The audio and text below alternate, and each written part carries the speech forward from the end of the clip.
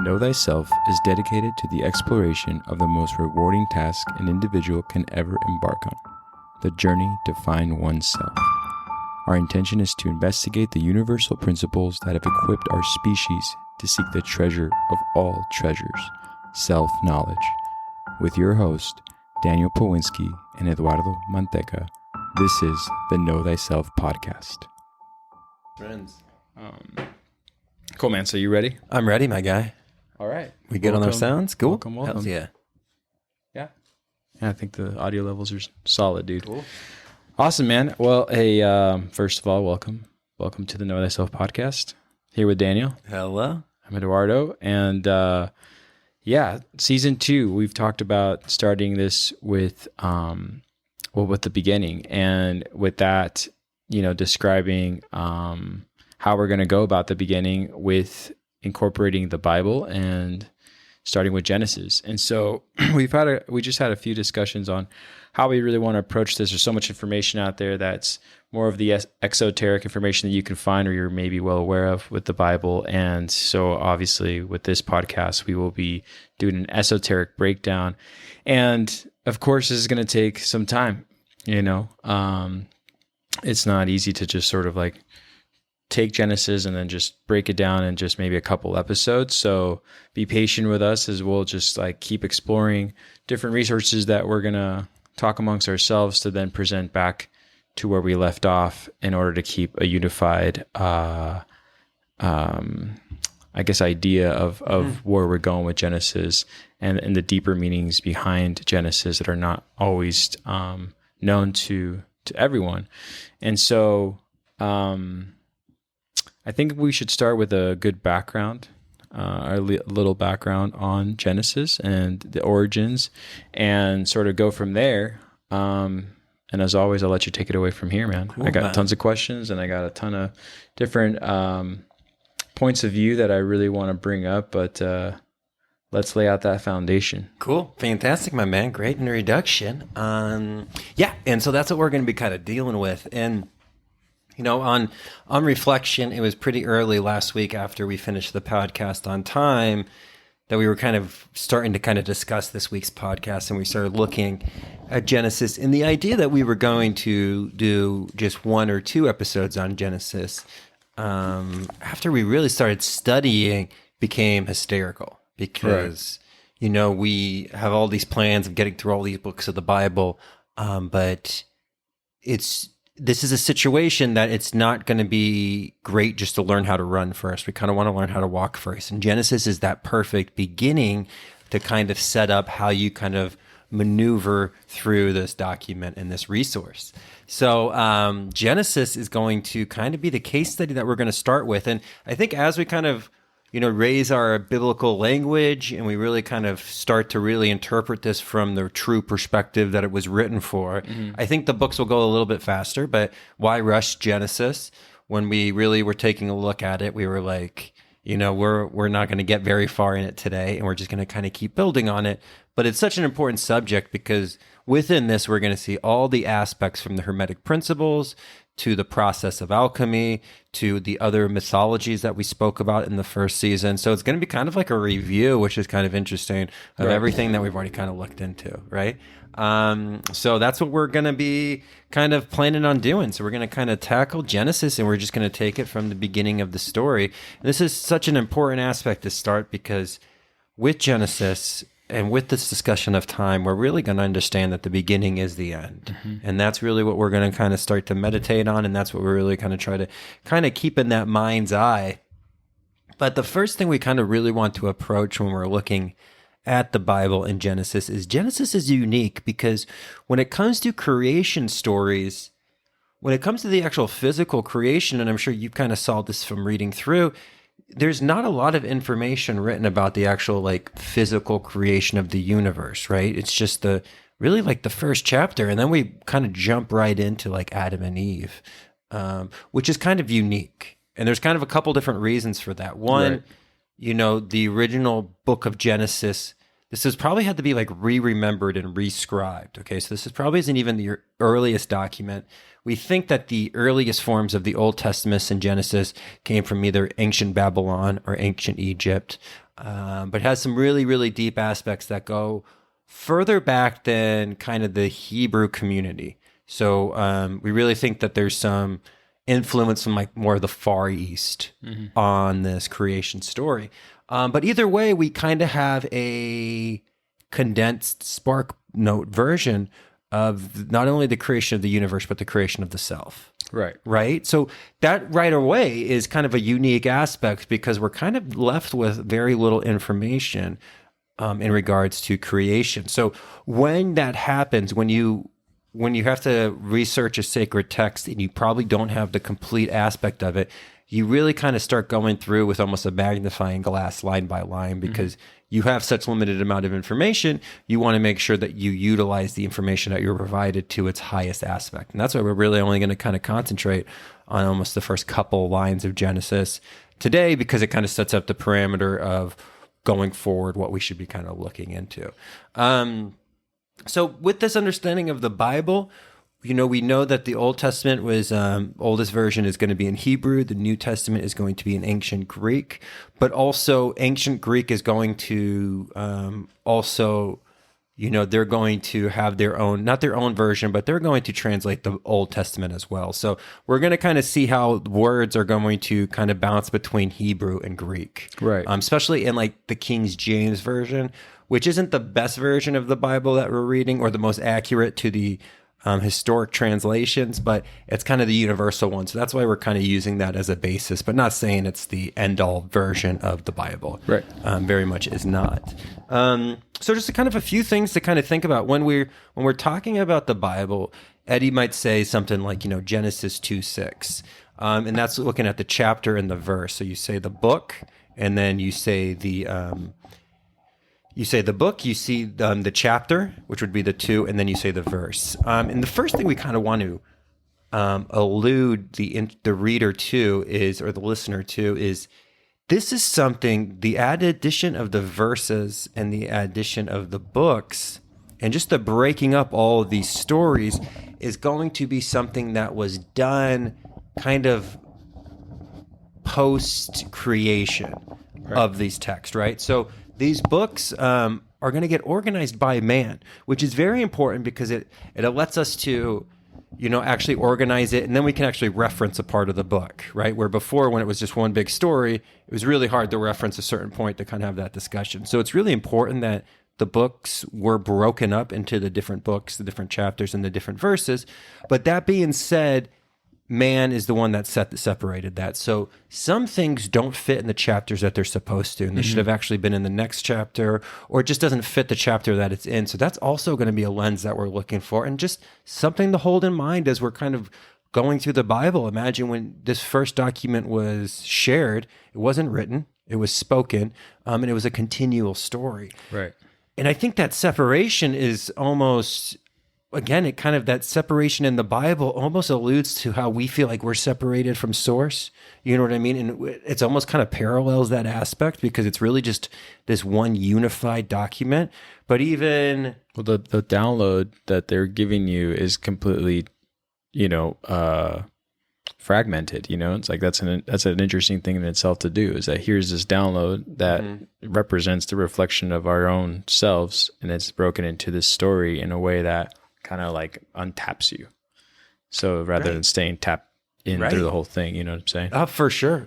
And you know what? It's like we always, kind of like when you break stuff down in a very, very rough form, they talk about how God is putting things back together and making it whole, and the devil is cutting up everything up into its pieces. Oh, wow.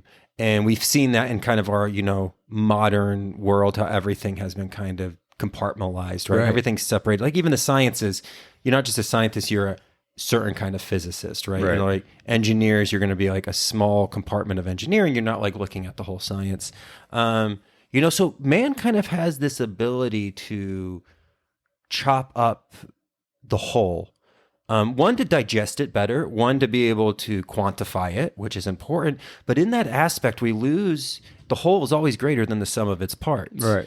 right? You know, like we can dissect a dog and like take it apart in all of its pieces, right? But we can't put it back together and give it life, Right. right? There's that universal whole aspect that is greater than the sum of its parts. So when we kind of think about the Bible, kind of think of it in the same way. The whole is greater than the sum of its parts. Exactly. You know what I mean?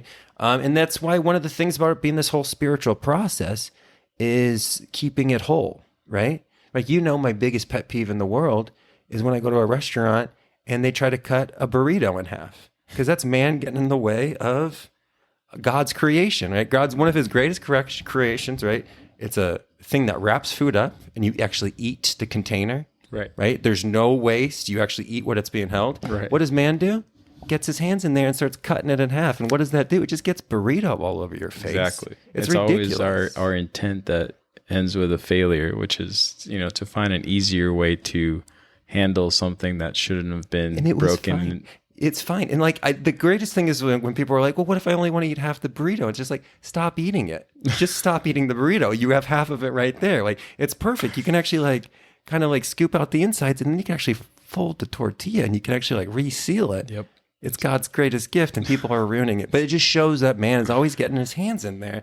And this is what we're going to kind of see with the Bible. Probably not completely comparable, but we can kind of see, you know, as above, so below, right? That would be the most below, which would be that Polito reference. But that's what we're looking at. So again, we're looking at this truly amazing spiritual document that everybody has some kind of pull to. And we're going to have to kind of maneuver these hands of man that have kind of got in there, right? Yeah. And again, there's some stuff that man and women do that's going to help benefit the lessons and really kind of help with that, right? But again, there's going to be it's hard to kind of touch the waters without getting a little bit of mud in there and muddling it, right? And that's what we're going to kind of see. So as we kind of make this transverse through the Bible, let's kind of keep that in mind that, yeah, we're going to break it up into its compartmentalized parts, but we really want to study this as a whole. And again, we really want to be studying this from the aspect of ourselves, and that this is really dealing with not only the creation of the universe, but also the creation of the universe within ourselves. Correct. Right? When we partake in that first spark or that divine spark. So we're kind of just making our way to Genesis, and with Genesis, I mean, again, the conversation just about the Bible is just fascinating, because, like, even just like on an exoteric aspect, there's not a lot of spiritual books that are shared between different religions. Like, Judaism has the Torah, right? And they use the Old Testament as like their Bible. And then Christians incorporate the Old Testament as their Bible, and then they also have the New Testament.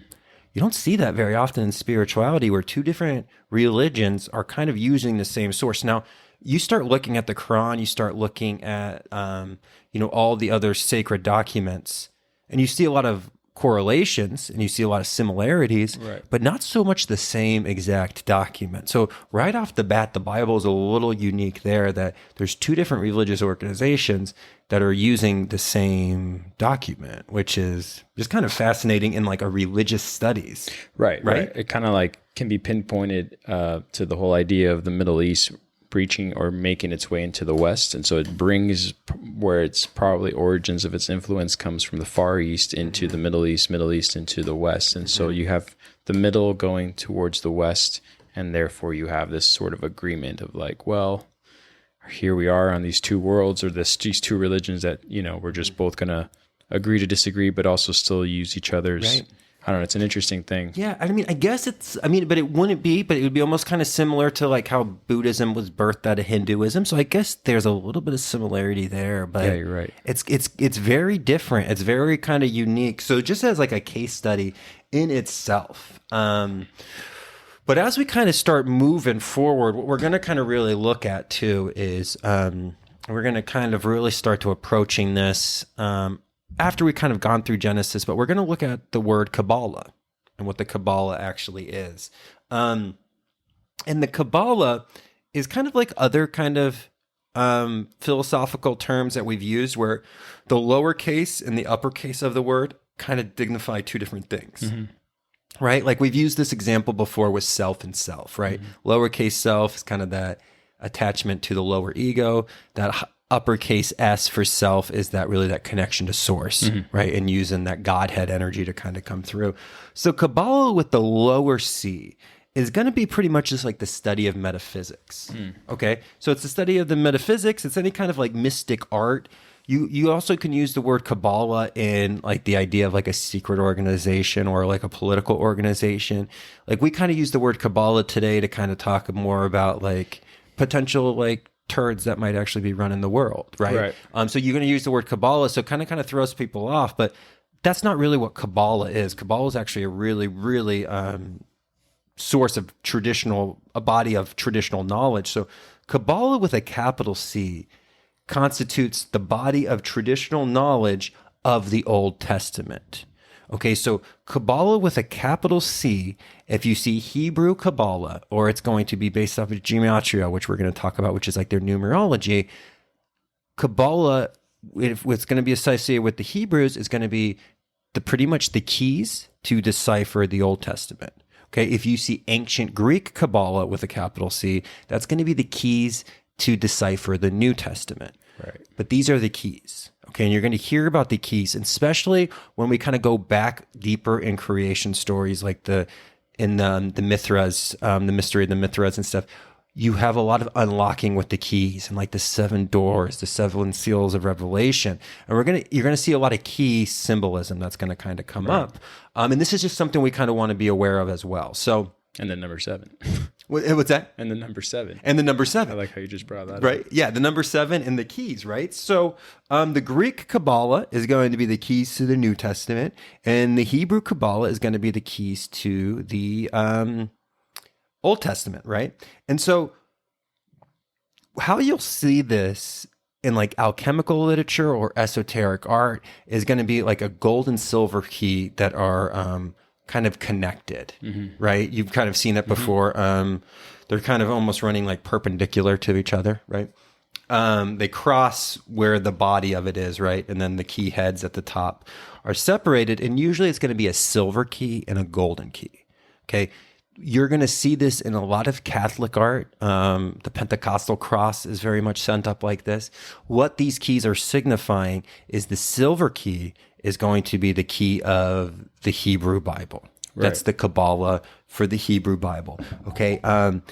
This is the law. Okay. So also you're going to hear the silver key denoted to the study of tarot. Okay, because tarot, what is tarot? Tarot is the law of the universe. The Old Testament is all about the law. The New Testament is all about the manifestation. Okay, and that's going to be the golden key. Right. Because the New Testament is about what you manifest, what you do in the light of the day. What metal rules the day? Gold. So one's the sun, one's the moon. Okay, what is, again, like, why is it that this is the same reason why like Christians, exoteric Christians very much worship on Sunday, because they worship, not so much they worship, they study the golden key of this understanding, right? Where the Jewish usually are going to study the silver, but really traditional are going to study both the silver and the gold, right? And that's going to be kind of what your esoteric is that understanding of the silver and the gold. So think of the silver key as the Old Testament, the study of tarot, the law, almost like the moon, the secret mysteries, the secret teachings, the teachings of the feminine. And the golden key, which is the New Testament, is going to be more direct. This is the law and manifest. And where the silver key is tarot, the golden key is astrology. Right. Okay. And so what do we know about astrology? Astrology is a much more exact science than tarot, right? So you go to an astrological interpreter, someone who looks at your birth chart, and you go to a tarot reading, you have 2 different personalities here. Now, they both are very beneficial to character development. But the golden one, the physical, that New Testament, the manifestation of the law, is looking for manifested things such as aspects, angles, patterns in actual physical space, where the tarot is dealing more with like the invisible, the emotions, right? Like tarot, going through your first tarot deck is just almost, it's almost like nauseating because it's experiences that you felt internally your whole life that you've never been able to explain. And now there's pictures to it. And you're like, why is these like 5 cups? Like they're situated makes so much sense to me. And I've never read a book about tarot, right? It's that internal knowledge. So again, tarot readers and astrological readers, and somebody could do both of them, that's fine, but it's kind of almost 2 different energies that you're tapping into. It's that silver key and that golden key. So just something to be on the lookout for, because I know when we were talking about alchemy, one of the things that people really enjoyed the most was like how they started seeing alchemy in other pieces of art, and like, oh my gosh, I didn't even know that this was here. Start looking for these 2 keys, because these are the keys of creation, and there's always going to be these locks. There's always going to be 7 locks. And you have to be able to turn those keys. So yeah, silver key is going to be the moon, Old Testament. Golden key is going to be astrology, and it's going to be the New Testament. But these are the keys to decipher the Bible. And we'll get into the Kabbalah a little bit more, but we're going to kind of go through Genesis first, because there's going to be a lot of like Hebrew that we're going to kind of break into, and also numbers. So hopefully we can maybe formulate some kind of video or some kind of like PowerPoint that kind of accompany it, you know, especially because like sometimes when I try to pronounce Hebrew, it's just like, let's try again. So we'll see what's that. But that was just kind of a little bit kind of going forward, for sure, and kind of just thinking about it, because man, like we talked about this, we had so much excitement of just like breaking down Genesis. And like when we were talking and you're like, what should I read? I'm like, just read the whole book of Genesis. And it's just like you get through the first like 3 lines and you're like, dude, we're not going to be able to get past this point. Maybe next episode, right? Because there's just so much to say. Because in the first 10 words of the Bible might be the most impressive sentence in the entire English language for everything that it kind of holds. So we'll kind of go from there. But yeah, I mean, just kind of getting started. We'll kind of get started with these 5 books of Moses that starts with Genesis and in the beginning. So in the beginning, yeah. I mean, what was your kind of take? What because I know you kind of looked at some of your own resources as well. But no, I like where we're at. So like my take on it is the same as to everything that we break down, from the moral guiding principles that we can all relate to or talk about or want to know more about. They're all in there, and I think it's important to understand why they're there in the first place before man actually has this influence on certain lines that are already presented within Genesis. I mean, just even the idea of numerology should be carefully presented, just because we talked about this before, even with vibration should be just something to be considered, how a Hebrew word is vibrated and what it does, and when it rhymes with another word, they only rhymed in Hebrew, but they don't rhyme in the Latin that we sort of translated from, and what we took from the New Testament. And then just right there, you lose a bit of information, even though the translation is like as close as it can get. It's not the same. So that in itself is like a whole web of like, how do we even like go in there and break that down? And then the other thing you talked about is the numerology, right? The numerology, even like in the first few sentences in Genesis, I mean, the way it's broken down is into 7 words. And if people don't even know that, it's not a coincidence, you know what I mean? But it's interesting how you can overlook that and just keep going and just kind of like take off, and then you don't really know if why there was a reason for it to be the whole 7. So I just feel like my take on it is the same as anybody who can research this, whether it's like the King James version, or if you look at other older versions of the Bible, or even understanding the perspective that we're going to have on it throughout the podcast. I just feel like it's kind of a hard way to sort of tie it all down. But I think the overall idea of where the stars and the moon came from, and the intention behind understanding the light that was bestowed upon us to see the same, what was in us is what has created us, also is what we are inside. The creation story is in us. That's what I really like about this whole idea of the Bible, that again sort of is hard to put into, I wouldn't say it's hard, I just think it's difficult to sort of like bring reference points that people can be like, well, where does it say that? And it's like, well, it's how it's interpreted. But that's the whole thing. It's like, if you're going to have a guiding book, then you should always have, in my opinion, so this is my opinion, a perspective that, this is a story of us, and how to really navigate as I think the source wanted us to navigate in the first place through. And that's where you get all these chapters that reflect all the obvious miscalculations or the misinterpretations we had in the first place on the first round before we all got even flooded. It's just like, don't want to go all the way to that point, but it's just interesting how like you can kind of look at it from this one perspective, like you said about alchemy and seeing alchemy and other things. So again, I feel like we'll keep evolving from where we want to stand. I mean, most of the sources that I looked at had it, are sources that anyone can find. So I think that if we can just start with like the first few lines, we can just sort of break it down, from there. So yeah, no, and you know what, man, you brought up a great point too, because I always kind of like talk about, and I always quote on here, the Old Testament was written in Hebrew and the New Testament was written in ancient Greek, and that's very true. But when we talk about translations, we forget about how everything was transferred into Latin.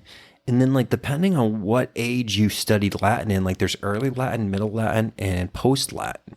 Latin is just at one point, like Latin kind of loses all of its formalities and like, it just kind of goes haywire. Like middle Latin, you have to be like your own kind of degree to read middle Latin than pre and post Latin. Like it's its own language, because it just kind of like lost its base and it just kind of went haywire. So again, part of this Bible translation is in that, not the misstep of Latin, but the confusion that came when there wasn't a lot of structure to Latin. And so that's influencing how this book has kind of been translated as well. Cool. Right? So great. So we kind of have a couple different translations that we're working with. And we'll read the first one right here, and this is from King James.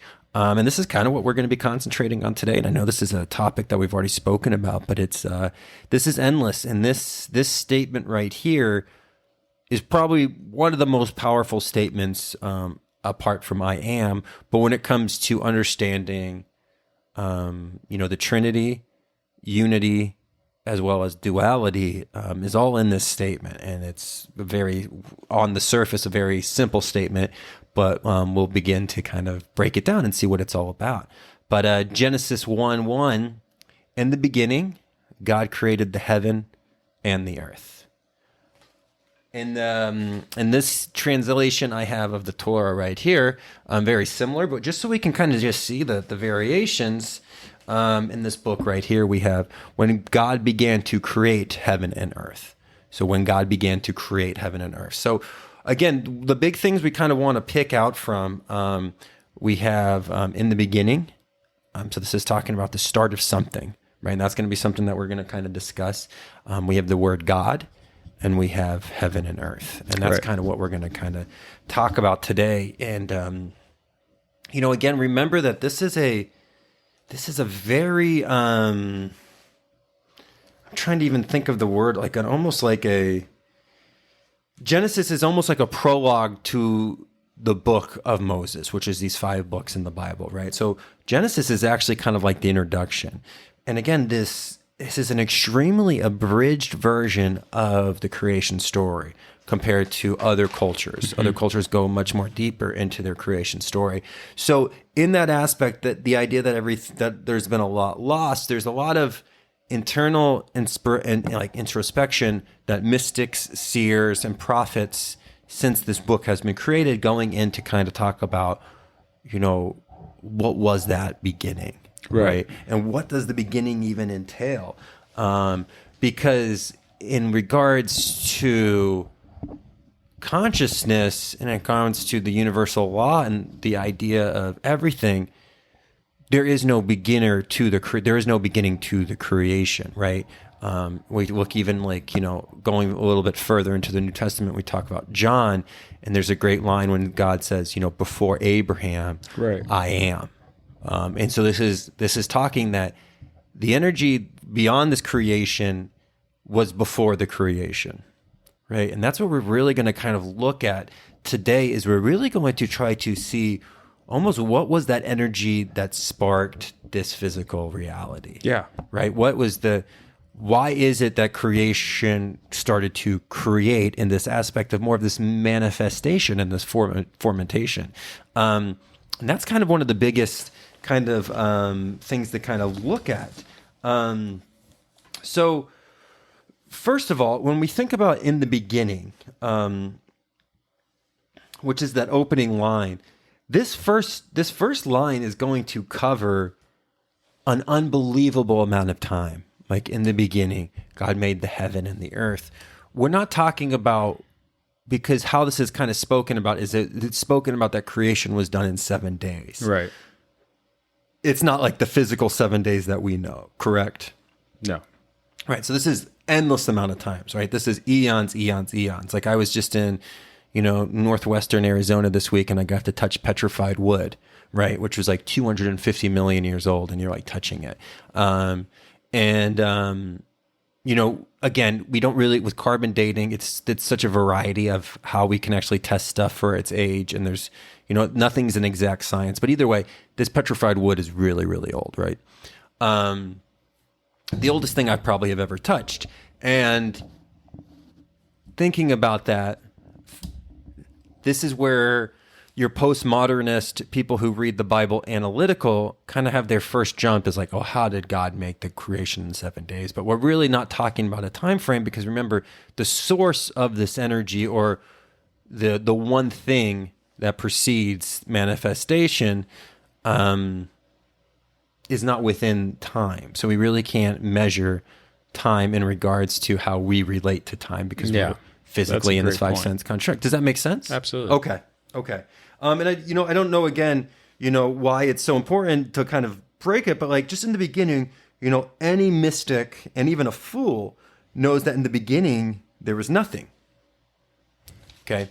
So we can kind of break that word down too. So if in the beginning there was nothing, we're going to break that down phonetically. And so in the beginning there was no thing. Okay. There is no thing, a thing being a manifested object. Right. Right. So here we have the one mind and that one thing, again, from from our Hermetic teachings, right? And the Emerald Tablet, which was all about that one thing and the one mind, right? So this is where we're getting the introduction. We're getting the introduction to this one mind before the creation of this one thing. Okay. And really kind of understanding, like even just kind of meditating on the aspect of that no thing, right? Not nothing, but no thing. So what we really kind of see is before creation, all there was potential. Right.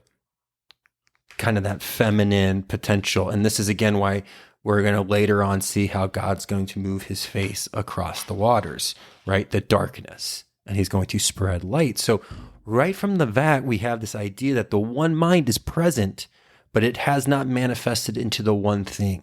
Okay. And that's really what this creation is going to be talking about. So you can look at this creation story as the first time that there's actually manifestation in creation. You can look at it, the physical creation, but you can also look for it, that creation of that one thing inside of you, which is pumping your heart and pushing you through time. And allowing you to be conscious, right? That one thing we're really talking about is not so much your personality of the soul that you remember, but the personality of your soul that you can't remember not remembering. Right. Right. And it's like, we have our experiences. Like I remember skateboarding with you, and I remember this and this, like in my early childhood. But there's a part of me that's just like, but when did I begin? Like I know I began, like I remember my kind of like earliest memory that I kind of remember, but there was a before that, right? Before I kind of got not separated, but individualized, right? There's that internal understanding of being one with the source, right? And then we have that fall that we talked about with the soul's journey. And that's what we're going to kind of get to with Adam and Eve. So what we're going to have in this beginning is this idea of the creator. And this is going to help us understand. So in the beginning, there was no thing. So there was nothing. And what we're going to have here is the creator is going to take the experience of beginning to reflect on himself. Okay.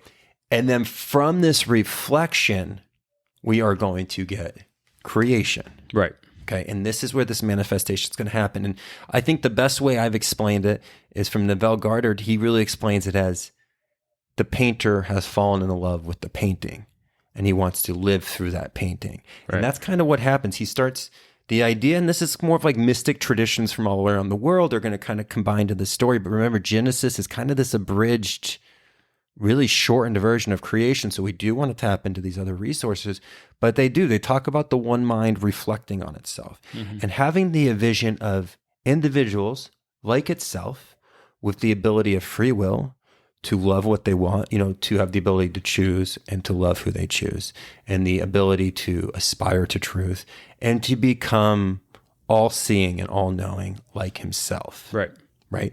And so right off the bat, we have this mystical interpretation of creation that far exceeds that first line of the Bible, but still encompasses what's in that Bible. Just from right off the bat, if we just kind of start looking at, well, what was in the beginning? What actually created this event? But there's this love that mind precedes matter, and that mind precedes matter. Okay. And that's something that like postmodernists and kind of the materialists don't want to admit. They want to say that it's more matter precedes mind, and they kind of see mind as like what do they call it? It's like a biochemical malfunction consciousnesses compared to like modern science today, which is just fascinating. Like you're saying that this was just an accident. Right.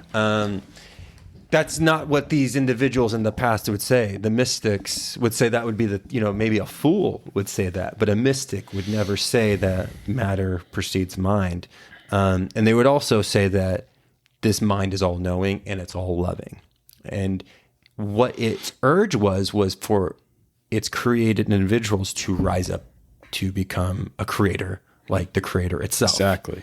And where have we been going on this journey? What did alchemy talk to us about? What did the hero's journey talk to us about?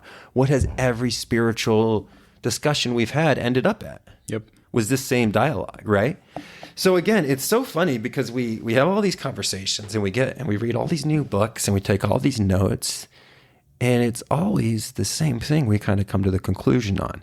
And that's kind of what we're at least approaching to kind of see in this understanding of Genesis that we're looking at today. So right off the bat, in the beginning, that's what we're kind of dealing with.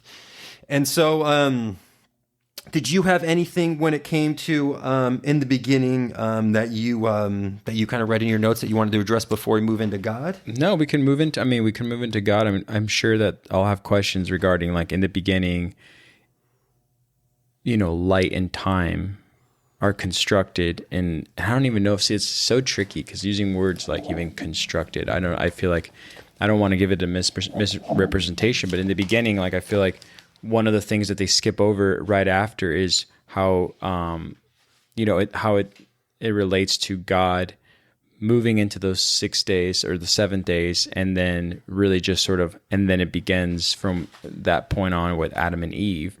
But there's gap that we're talking about right now with regards to the beginning. And so all I had to say to that was time and light. I like that you described that these are eons. So this is before you can even describe time and light. So as time and light is created, the process of that being created in itself is such a hard thing to fathom, to sort of like, it's so complex, but so overlooked at the same time. It's like, all right, moving on to number 2, and then number 3, and then number 4. And it's just kind of like, you know what I'm saying? Like, let's just kind of speed up the process and get right to like just the part about us, which is so typical in the sense that the one sin that we created away from the idea of God and the source that wanted us to be part of the source and reflect onto the source by creating our own source has us already thinking for ourselves in a sense of, well, if I go this way though, and it's the same thing with having your hands into the Bible. It's just like you're doing almost a hypocritical thing of what the story is saying, and how you kind of like missed the thing that we were aiming for right off the bat. And just again, in the Bible, starting with the beginning, it just sort of skips right over after, shortly after, in the idea of where we went wrong and where we separated. So I just think it's good that we're addressing like,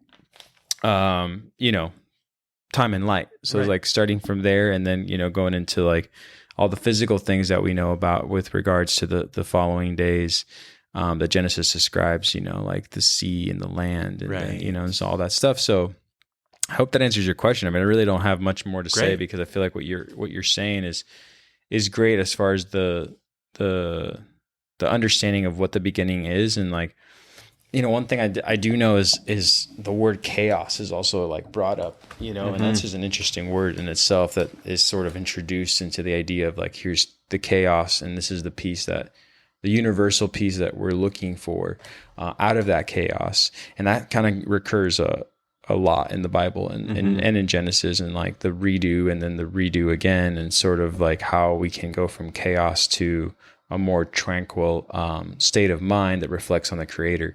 So I feel like that's something that I really always, that's like the main thing has always fascinated with me with whether it's the Bible or the New or Old Testament. I mean, just like being raised Catholic, so I'm like, there's these things that are not addressed as to what exactly they mean by it being chaos. Chaos is defined in such a like small, not a small way, but it's again back to the whole theme of what I learned through the beginning of the Bible is like, here's this word, moving on. And it's like, no, we should break that down just a little further to understand like what we really mean by chaos. And so I think you're doing a great job so far as like kind of like taking these pauses before we just go into these like statements that then allow us to just breeze through the next step and then the next, No, man, great point on the chaos too, because that is one of the most misunderstood. It's like the word anarchy. Like people think anarchy is chaos, and then you have to explain to them like, no, anarchy just means no masters, no rulers. Like chaos can happen if you're in an uncivilized society, but if you're in a high aspect of society, chaos isn't going to manifest from anarchy. So again, we have these the definition, right? That dephonation. We have these misinterpretations of what these words mean, and we lose that the etymology and even the phonetic sense of it. So yeah, man, I think that chaos, when we kind of approach it in Genesis and through the Bible, and again, this Bible is really just this, the science of redemption of ourselves through the kind of that expansion of our inner understanding, right? Can you say that one more time? That was great. You like that? Okay, let's hope I can pull that out of it. So the Bible is kind of the redemption. It's the redemption through man, the redemption of man through like almost the enlargement. That's it, the enlargement of his inner understanding. Right.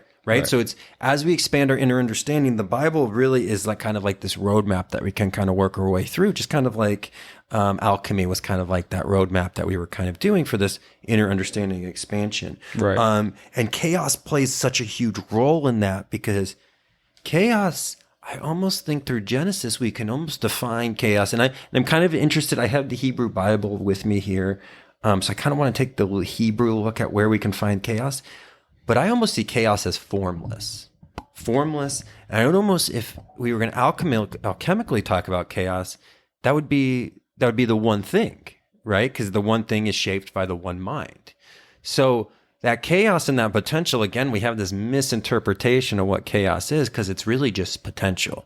And that's what we're dealing with in this beginning. It's the potential, and it's the same potential that we talk about a child has. Right. Like this infinite potential we have as we become creators, and as we go from childhood and we kind of make our maturity and go through that rites of passage to become adulthoods, we go through the manifestation of being creators. Because this is one of the things like I've kind of realized as I've taught like high school philosophy. Sometimes I'm like, and some kids are very much ready for it, but you forget that there is a part of you as you matured and as you almost start physically growing, you start to gain the power of reflection, but you really don't have, you can think as a child, but you really don't have the capacity of deep reflection like you do as an adult. Now, there's some highly mature individuals. You have these like indigo children, and then you can just meet children that you're like, wow, you're an old soul, right? Mm-hmm. And they can kind of have that aspect, but reflection takes time, right? I honestly think that you really can't start that energy that grows your body, that kind of is your own genesis, that's kind of pushing everything through. As you kind of stop going through that physical process and you stop growing, that energy that was pushing you out starts to kind of get recycled back in. Mm-hmm. So you can actually start going through this. So that energy is now kind of coming in, and you're almost keeping your own circuit. And this is again why I think a lot of people don't approach, like, depression kind of can raise in the 20s, because you're starting to encounter more of this reflective aspect of yourself because you're not growing out. Now you're growing inward, right? And the process is kind of moving through. But it's so interesting how you kind of, again, you have the potential to be anything as a child, but you're not anything yet because you haven't manifested yourself. You haven't collapsed those waves to become something. So you're just pure potential. And then you get this ability to reflect. And as you get the ability to reflect, now you're in the role to become a creator. We're taking the same steps. Again, this is our biography. So you can actually read ahead to your biography because this book is the book of you. Right. So you can actually read ahead, which is very interesting. But just the power of reflection and how important that is, that this is what created everything, and everything's going to manifest from this form. So in the beginning, we're talking about this chaos is formless. In the beginning is just potential, just like the potential of your own minds. And this is really what we're going to harness. This is really what we're going to understand, because it's through the love of the painting that the painter wants to experience that painting. So he puts himself through it. We have this reflection, and this is really what this manifestation is going to be. So in the beginning, we kind of have this idea that, in the beginning, this is a huge time scale, and the aspect behind this is not bound by it, right? It's not bound by time. So in the beginning, we come to the word God. And so in the King James Version, in this translation of the Torah I have here, it's written as God. But in the Hebrew, it's written as Elohim. And this is very, very important when it comes to biblical understanding, because Elohim is both male and female. So we have androgynous making itself apparent, and it means multiple. Okay. And this is really going to come into when we approach Gnosticism. Whenever we get the Gnosticism, because, we thought we were going to get Gnosticism by the end of this season, but now we don't even know if we're going to get through the second chapter of Genesis by the end of this season as we start talking about it, right? But this will even come into more of a picture then. But what we're dealing with here is the Bible translate this not as God, but gods, okay? And it also is going to signify the male and the female. Okay, so right off the bat, we kind of have this astrological understanding, because really where these gods are kind of being played out is almost the gods of the solar system. So this is almost talking about the planets, which would make sense because we've kind of denoted the planets as like positive and negative aspects. Okay, but the Bible's not calling them the gods, the creators of everything, of the one thing. This is just a manifestation that God energy is working through. So we're already seeing that even the story we're getting is not even the deepest of the source of the story. Does that make sense? It does. So that's what we're dealing with. So we really kind of want to take a look at this idea of not just this one God. So that's going to really kind of take away this, this idea of just a man with a beard who's sitting on a cloud who judges you for, not going to a church or not giving money to the church, just like the simple things that exoteric Christianity says we get kind of judged for. But we have this aspect of an androgynous God. Okay, so now what has this done? It's even validated alchemy even more, because what is the goal of alchemy? Alchemy is to transcend time, right? Be able to mold space and to unify the aspects of the feminine and the masculine components within ourselves and take it to the golden marriage, right? The great work. Because what are we trying to emulate in alchemy? To become godlike, right? We want to partake in creation, so we must become more of the creator. So again, just in the first step, like you can take all of our alchemical knowledge and it can fit within this first sentence of the Bible. Okay, so now it really kind of shows just how endless this conversation could go, because we have these multiple gods that we're looking at as kind of the planets or the powers to be. These are these are your main angels in Christianity. Your archangels. Archangels, yeah. So these are the rules. Arch being kind of like master angels, and this is going to start breaking down aspects. Okay, so again, we have these multiple gods. And we kind of are, again, we're moving away from the unity source, which was in the beginning, because, again, it was above time. So it was like time is linear and this is the circle, right? And we're already kind of breaking it down into its different parts. So in the beginning, God created heaven and the earth, right? So in the beginning, we have the aspect of time, right? And then God, who we've talked about, which is Elohim, which is that androgynous male and female. So we have duality that's making itself present. And then we have the aspect of heaven and earth. Right. And heaven is going to, in this case, entail space, and earth is going to represent matter. But we're going to even take that a little bit different. Space, heaven, and space are really going to represent spirit and the above, and the aspect of the above and the below.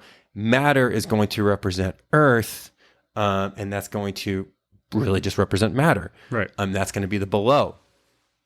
So right there, and I know we've already spoken about this in the time episode, but we also see the Trinity, because we have in the beginning, we have time, and then we have God created space. God created the heaven and the earth, which is space and matter. And you're going to need those three to make this physical manifestation happen. Yeah.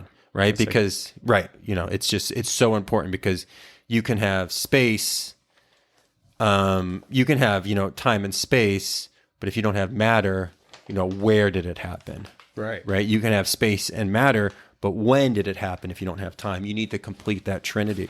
So we have this breaking up of the unity, which is prior to in the beginning, and then we have the gods, which is Elohim, and that's going to break you up into duality, and then we kind of complete the Trinity with space and time. So again, we're starting to see how these numbers are just blossoming out of the words, okay? Right. And they're almost hidden just like the seed. And it's only when you water that seed can you actually see the blossoming of the fruit or the blossoming of the flower of this information. Okay, so every sentence as we make it through the Bible, you're going to want to take holy water and pour it on there. Right. Okay, and then you're going to want to use the ability of introspection and thought to give sunlight on it to nourish the seed that's buried within it. So you're going to use your emotions, you're going to use that right brain and that left brain, and you're going to use this for intelligence to try to decipher these messages. And some places you're going to have to water, some places you're going to have to put like deep, direct thought onto it, and one's going to be more of like settling with the emotions and trying to kind of uncover it from within, and the other one you're kind of trying to see the manifestation on the out, seeing it sprout out of the ground, and that's going to be kind of the aspects that we're going to be working with. So again, we have to be able to partake in creation, we must be like the creator, and the creator is this combination of these male and these female components. So it's telling you, if you're going to water the seed, if you're going to bear the fruit, if you're actually going to eat milk rather than meat, you're going to have to utilize these two aspects, because this is a document written by God. Right. So you must become God to understand this document. And if not, well, sorry, you're not going to get it. You know what I mean? So, so that's what we're kind of looking at. So just like right off the bat, we have this idea of this great consciousness reflecting on itself. And then through this reflection, we have this creation, and we're going to see this duality come up again, and it's going to make itself apparent through this manifestation, because we're going to have both Adam and Eve, who I believe we're going to kind of approach either next week or the week following. And that will give us a great understanding a further understanding of duality, but even simple things like this will explain why if a man has a car or a boat, he names it after a girl. It's not because girl names are prettier. Most of the time they are, right? Right. Maybe that's just because we're males and we're like, oh, that's a pretty name, right? But most of the time they're a little bit more beautiful, but that's not the case. There's actually an esoteric reason why somebody's hot rod is a female name usually. Right. You know what I mean? And then so we'll kind of get into that. But one thing I have here is this is an excerpt from Manly P. Hall's book, How to Read Your Bible. This is a great document for a great book for everybody to get. He actually has a book, How to Read Your Bible, and then also Old Testament Wisdom. And I really suggest kind of getting them in combination.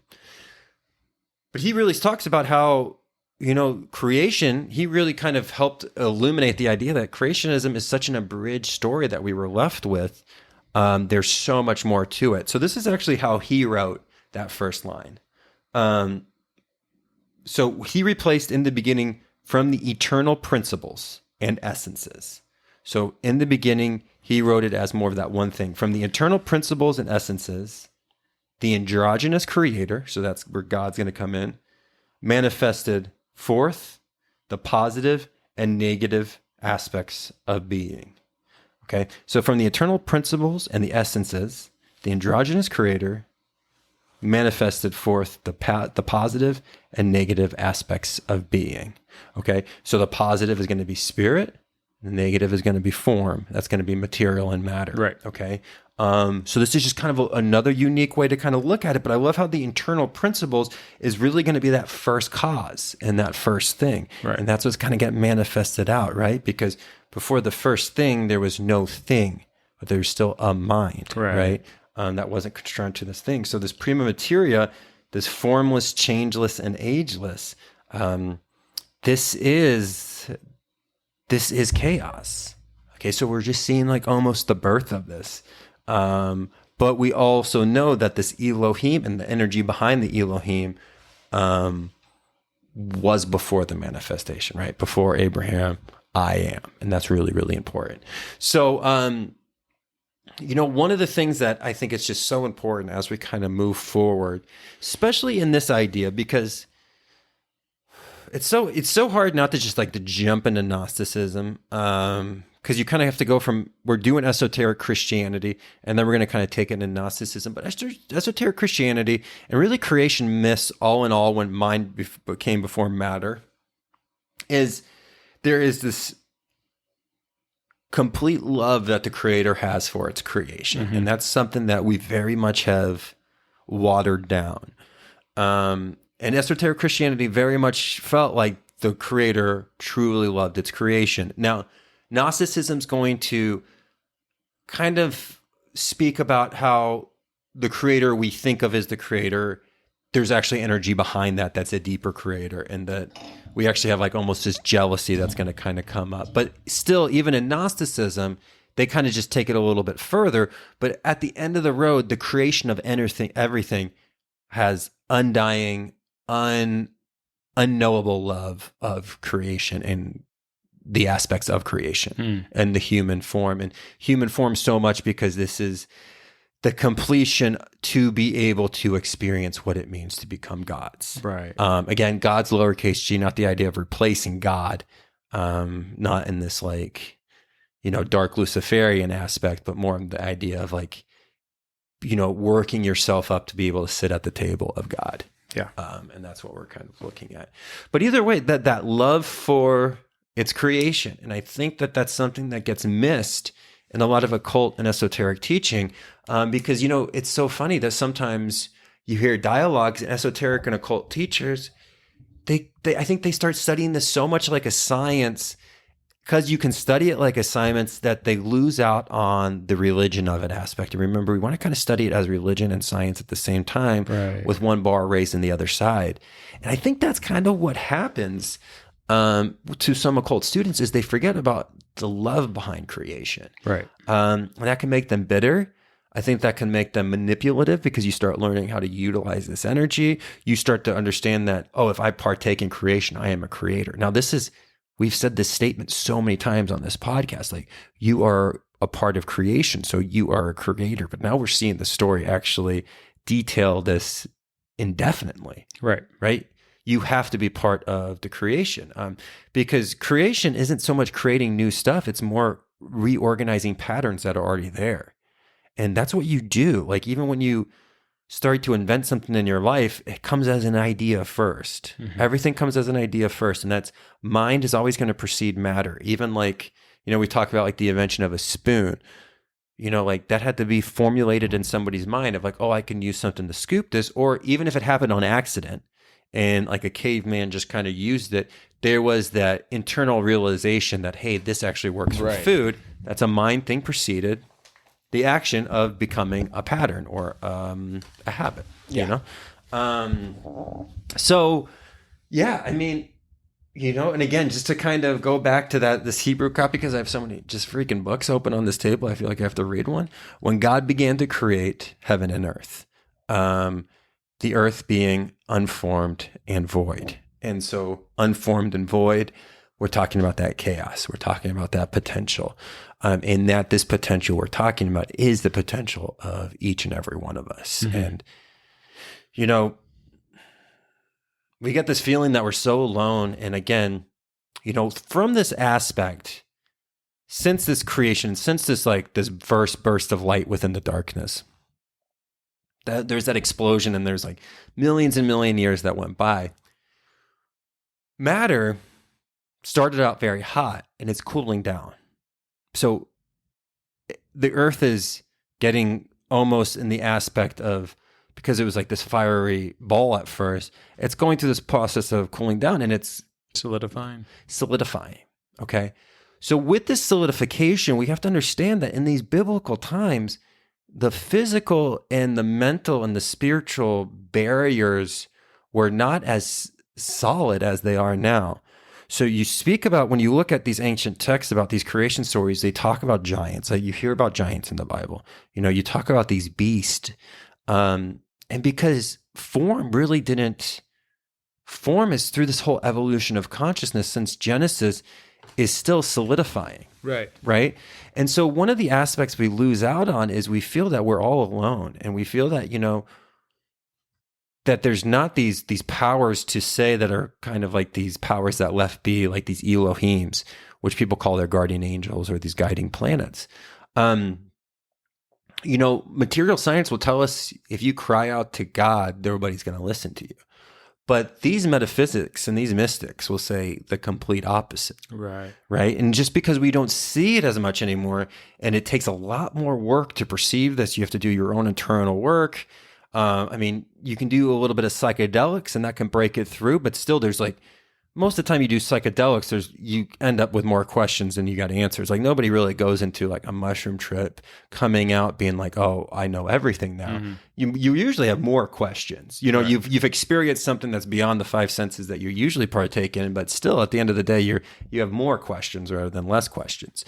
But one of the things that I just kind of really want to allude to is,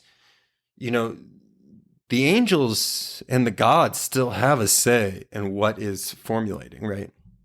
Even when we're talking about time and how we're going to continue this conversation and the evolution through the ages, well, what's guiding that energy, right? When we talk about time being this guiding force, time is this energy that's kind of behind creation, and it's working through and it's kind of morphing it. But we have this feeling that if we cry out to heavens, nothing's going to hear us. And that couldn't be further away from the truth, because they're just right on the barriers, right? And they're just always yelling for you to awaken, right? Mm-hmm. And there's always this constant, push to awake. And if you really close your mind and you listen, that's what's being whispered to you, And we go back to the beginning of this season through that I Am episode.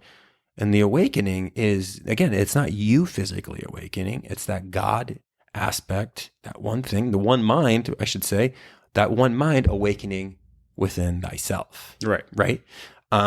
Which is what you do get out of a psychedelic to kind of add about what you said before. You might have more questions than answers, but one thing that I think, personally speaking, people can have their own interpretation of a psychedelic moment. You are connected to a source that is undeniable. Mm-hmm. And that's the only thing that you definitely come out of there feeling okay, this energy that is being pushed by time is real, and it's in me, and it's around me, and it's a part of me, and it's never gonna not be a part of me, whether I want to believe or not believe. That's your own process of sort of interpreting what you can and cannot understand, which is, I think, is funny that you said about science is absolutely true, that you can cry out to the gods and no one will hear you. That's a choice you make consciously by, using a sense of wanting something to speak to you without you wanting to speak with it in return. It's just you're just not really connected to it.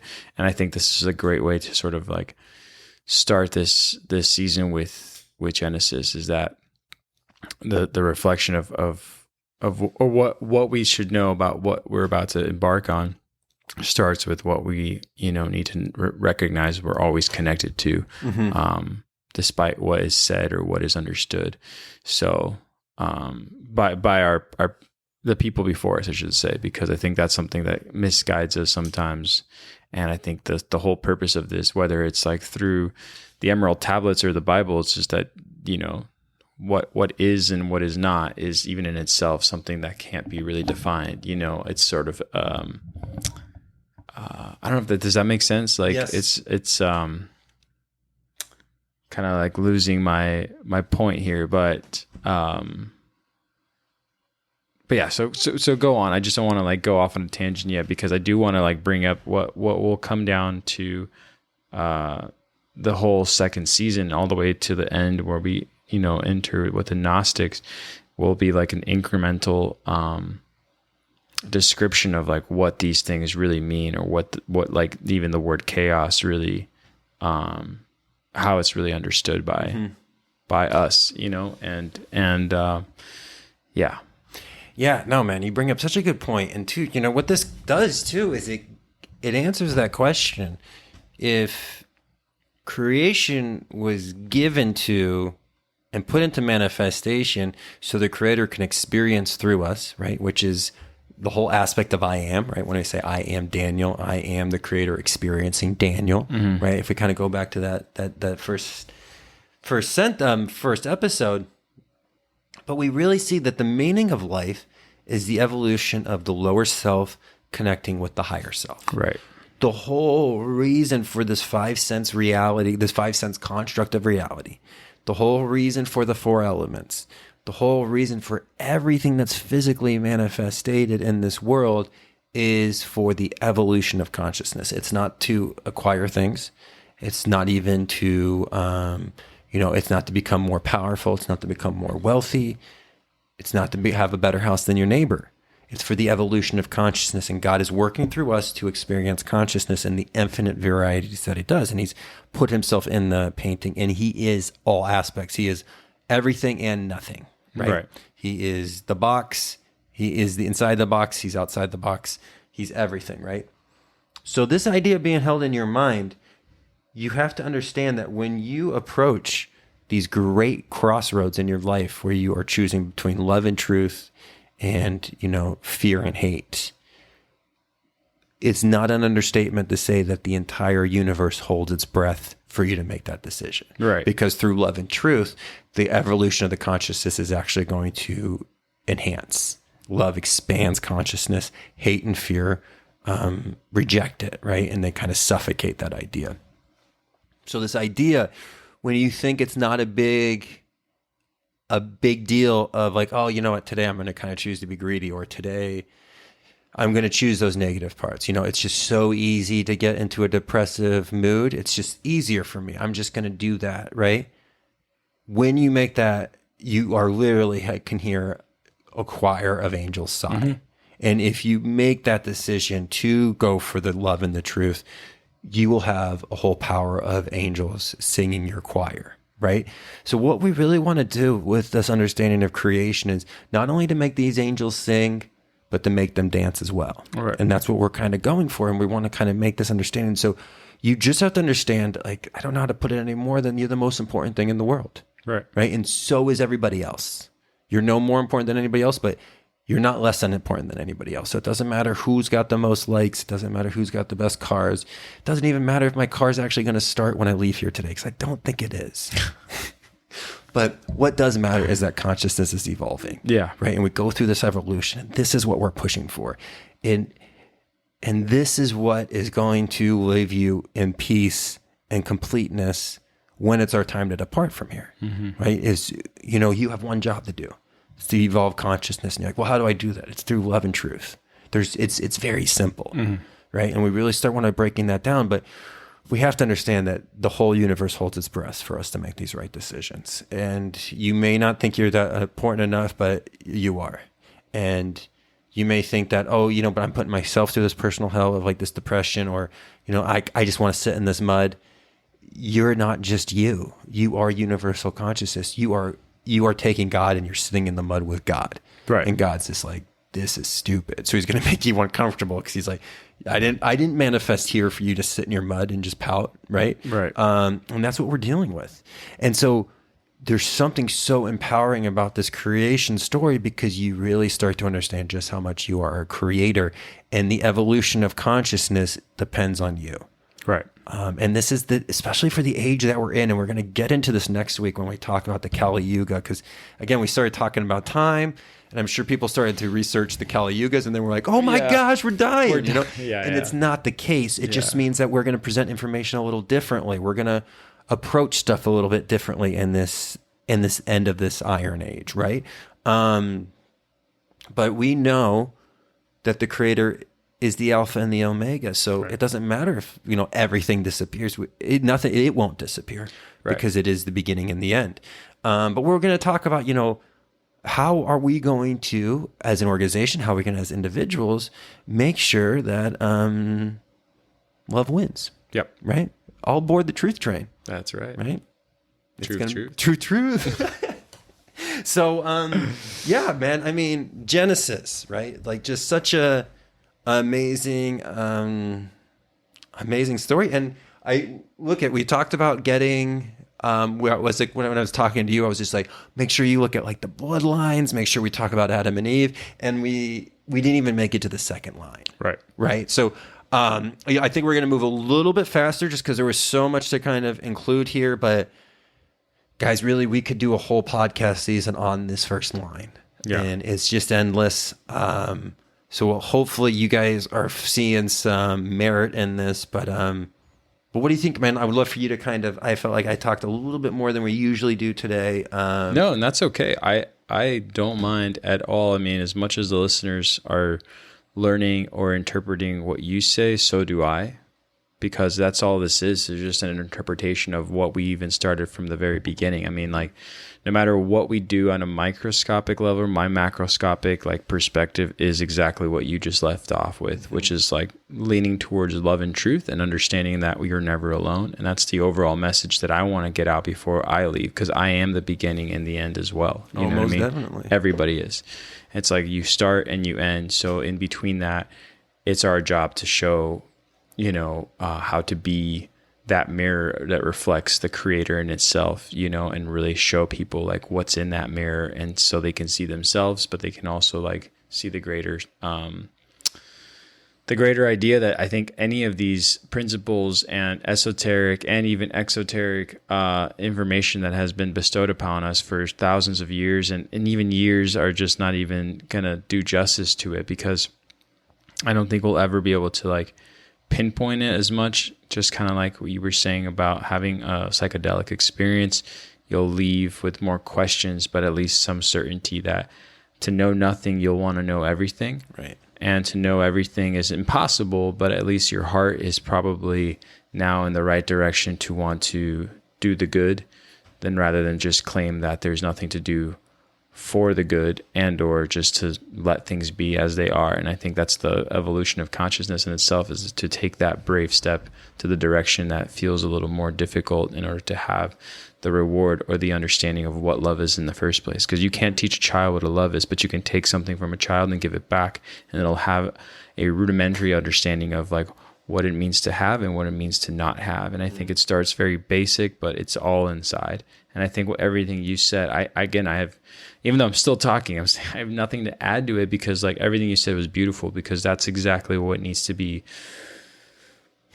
the foundation of like what we're going to break down within these stories and these allegories, and everything that we've already done even before that, and the individuals who have their own interpretations, like Manly P. Hall, just like taking those first words and making them to what they most likely represent to him, and what it probably should have been represented or introduced to by many, but completely overlooked. And so I feel like taking it from where you did is exactly where we need to start. So that's all I have to say.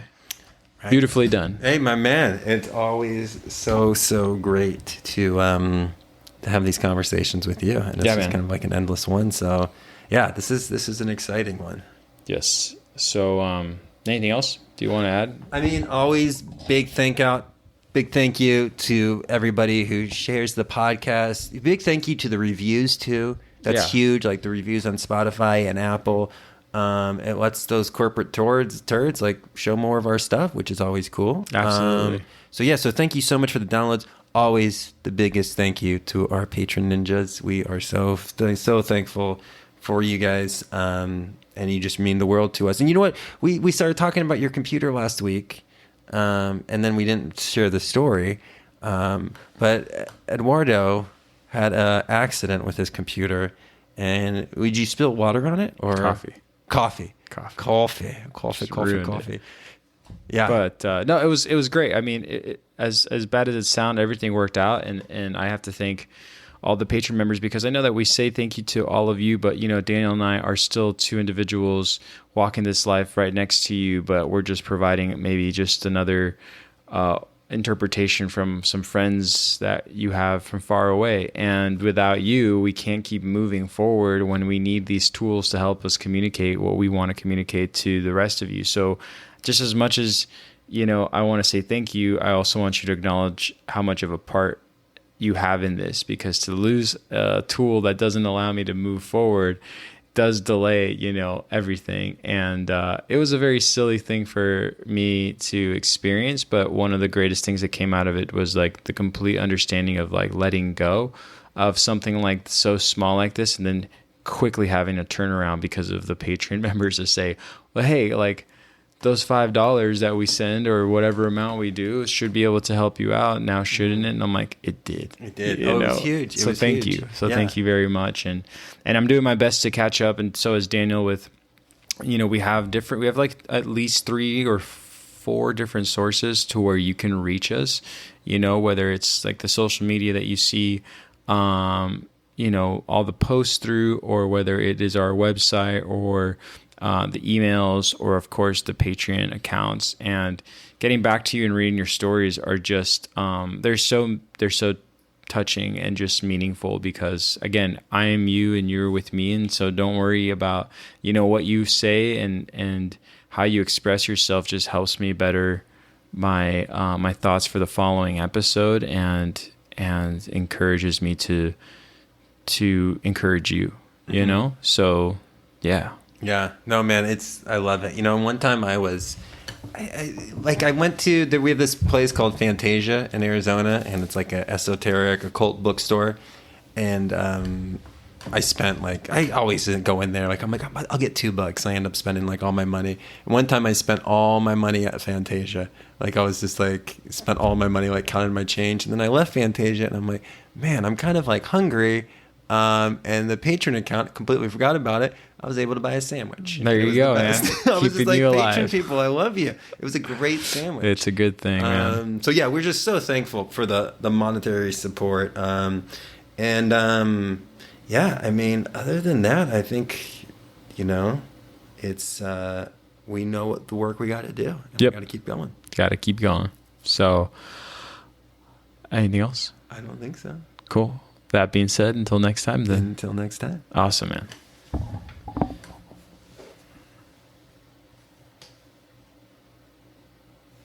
We're still here. We're still here.